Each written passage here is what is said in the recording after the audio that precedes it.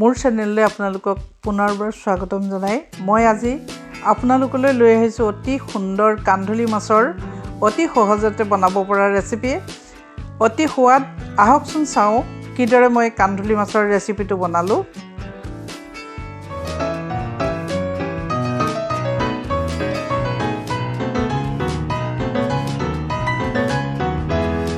এয়া মই কান্ধুলি মাছ লৈছোঁ ভালদৰে ধুই সাফা কৰি লম তাৰ পিছতে এয়া লৈছোঁ আদা ৰসুন আদা এআঙুল লৈছোঁ আৰু কেইটামান ৰসুন লৈছোঁ আৰু মই 2 চামুচ লৈছোঁ বগা সৰিয়হ আৰু মই লৈছোঁ শুকান জলকীয়া কেঁচা জলকীয়া আৰু কেইটামান জিৰা তিয়াই থৈছোঁ আদা ৰসুন কেঁচা জলকীয়া আৰু শুকান জলকীয়া আদা আৰু নহৰু গোটেইখিনি লগতে সৰিয়হ দি গোটেইখিনি মই পিচি ল'ম এতিয়া মই মাছখিনি ফ্ৰাই কৰি লৈছোঁ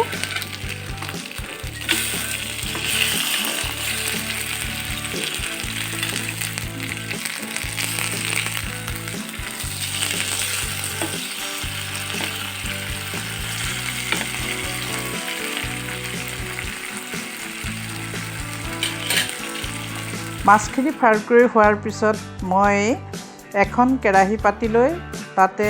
মিঠাতেল দিছোঁ প্ৰায় 2 চামুচ জোখৰ মিঠাতেলখিনি মই গৰম হ'বলৈ দিম তাৰ পিছতে ইয়াতে মই দিম গোটা গৰম মছলা লং ইলাচি আৰু দালচেনি আৰু মই ইয়াৰ পিছতে ইয়াতে দি দিম এটা পিঁয়াজ সৰু সৰুকৈ কাটি লৈছিলোঁ এতিয়া মই পিঁয়াজটো দি দিছোঁ পিঁয়াজখিনি ভাজি হোৱাৰ পিছত মই যিখিনি পেষ্ট কৰি লৈছিলোঁ আদা ৰচুন আৰু গোটা জিৰা আৰু সৰিয়হ এইখিনি মই ইয়াতে দিম অন্য মছলা ইয়াত মই একো নিদিওঁ আৰু আজি মই বিলাহী নিদিয়াকৈ মাছৰ জোল জ্বলা বনাইছোঁ লগত জালুক দিম মানে জালুকে জ্বলা হ'ব আৰু কেঁচা জলকীয়াটোৰো অলপ জ্বলা হ'ব জ্বলাটো আপোনালোকৰ নিজৰ ইচ্ছা অনুযায়ী দিব পাৰিব এতিয়া মই পিঁয়াজখিনি সুন্দৰকৈ ভাজি লৈছোঁ গেছটো মই মিডিয়ামত দিছোঁ কাৰণ বেছিকৈ দিলে জ্বলি যাব এতিয়া মই পিঁয়াজখিনি প্ৰায় মোৰ ভজা হৈয়ে গৈছে এতিয়া মই ইয়াতে দিম যিখিনি মই পেষ্ট কৰি লৈছোঁ আগতে মই কৈছোঁ এইখিনি মই গোটেইখিনি একেলগে পেষ্ট কৰিলোঁ এয়া পেষ্ট কৰা মছলাখিনি মই দি দিম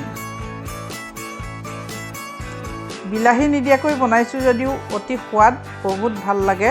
সাধাৰণতে আমি বিলাহী নিদিয়াকৈ ভাবোঁ মাছ কেনেকৈ বনাম কিন্তু ইচ্ছা কৰিলে বনাব পৰা যায় আজি মই ট্ৰাই কৰিলোঁ আপোনালোককো শ্বেয়াৰ কৰিছোঁ অতি সহজ ৰেচিপি অতি সোনকালে হয় ভাল লাগে এয়া মোৰ মছলাখিনি ভাজি লৈছোঁ যেতিয়ালৈকে মছলাখিনি কেঁচা গোন্ধ নাযায় তেতিয়ালৈকে ভাজিব লাগিব তাৰপিছতে মই দি দিছোঁ হালধি আৰু নিমখ নিজৰ সোৱাদ অনুযায়ী আপোনালোকে পানী যিমান দিব তাৰ নিজৰ হিচাপত নিজৰ সোৱাদ অনুসৰি নিমখ দিব মই মোৰ নিজৰ আন্দাজমতে নিমখ দিছোঁ গতিকে এয়া সুন্দৰকৈ ভাজি লৈছোঁ অন্যহাতে মই এটা কেৰাহী পাতি লৈ তাতে সৰু সৰু 2টা ওলকবি মই ভাজি লৈছোঁ মানে ফ্ৰাই কৰি লৈছোঁ ডিপ ফ্ৰাই নকৰোঁ অলপ ফ্ৰাই কৰিম এইটো সম্পূৰ্ণ অপশ্যনেল আপোনালোকে ভাল পালে দিব পাৰে নিদিলেও কথা নাই এয়া মোৰ অলৰেডি মছলাখিনি ভজা হৈ গৈছে কেঁচা গোন্ধটো আঁতৰি গৈছে এতিয়া মই ইয়াতে ফ্ৰাই কৰি যিকেইটা মাছ মই ৰাখিছিলোঁ এইকেইটা মই এটা এটাকৈ দি দিম অতি কোমল মাছ গতিকে খুব সাৱধানে দিব লাগিব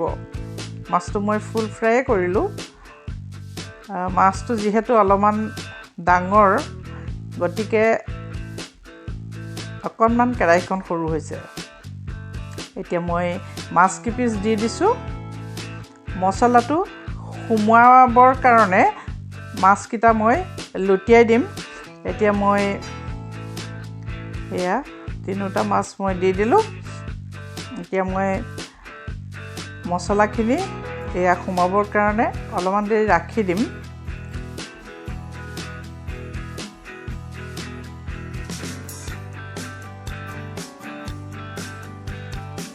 লুটিয়াই দিছোঁ ইটো লুটিটো যাতে মছলাখিনি সোমাই যায়। খুব আগতেও কৈছোঁ খুব কোমল মাছ, গতিকে অতি সাৱধানে বনাব লগা হৈছে।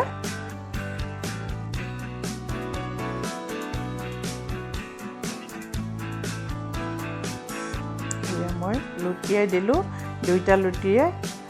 মাছত মছলা সোমাই গৈছে।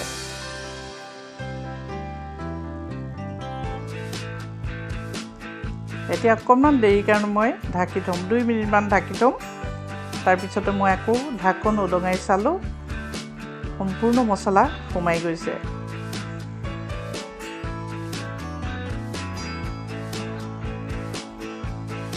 এতিয়া মই সম্পূৰ্ণ অপশ্যনেল, এয়া আপোনালোকৰ ইচ্ছা অনুযায়ী দিবও পাৰে নিদিবও পাৰে। ওলকবি মই ফ্ৰাই কৰি যে ৰাখিছিলোঁ এইখিনি মই ইয়াতে দি দিছোঁ। ইচ্ছা কৰিলে আপোনালোকে আলুও দিব পাৰে আৰু ওলকবি নিদিলেও পাৰে। ওলকবি যিহেতু মই ভাল পাওঁ, আগতে